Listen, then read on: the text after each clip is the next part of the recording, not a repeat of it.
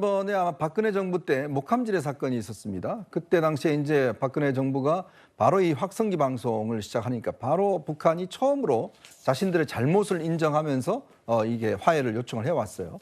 이제 그만큼 이 대북 확성기가 그동안 탈북하신 분이라든지 이렇게 이야기를 들어보면 엄청난 영향을 미치고 있다 그럽니다. 왜냐하면 이게 요즘 확성기 성능이요 굉장히 좋아서 저녁 같은 데는 24km에서 30km 정도 이게 영향이 미친다고 그럽니다. 다 들을 수 있다는 거죠.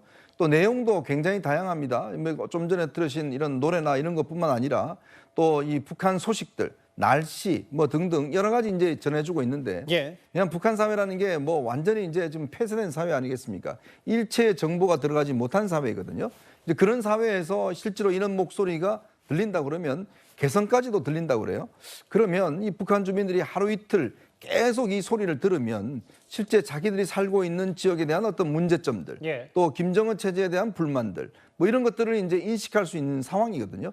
그리고 이 남한 사회가 기본적으로 자기들이 교육받아왔던 거랑 전혀 다르게 오히려 더 굉장히 발전돼 있고 저런 노래까지 이제 흥얼흥얼 거리는 뭐 제가 어떤 탈북자한테 들으니까 하도 이게 들어갔고 그냥 자연스럽게 흥얼거리다가 또 이렇게 들킨 이런 일도 있다고 그래요.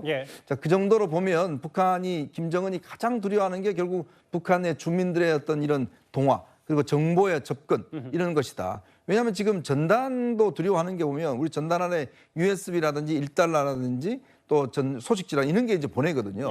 그런 것들을 북한 주민들이 굉장히 아마 이 숙을 해서 1달러는 사용하기도 하고 또 거기에 있는 USB를 통해서 뭐 K-팝이나 드라마를 보기도 하고 이런 것들이 많이 이루어지다 보니까 아마 북한으로는 굉장히 민감할 것 같습니다. 자, 그래서 우리가 비대칭 무기 중에 가장 우리로서는 할 수 있는 이 바로 이 대북 이 방송 이런 것들을 이제 본격적으로 실시하는 것이 북한에게는 굉장히 큰 위협이 될 것 같습니다.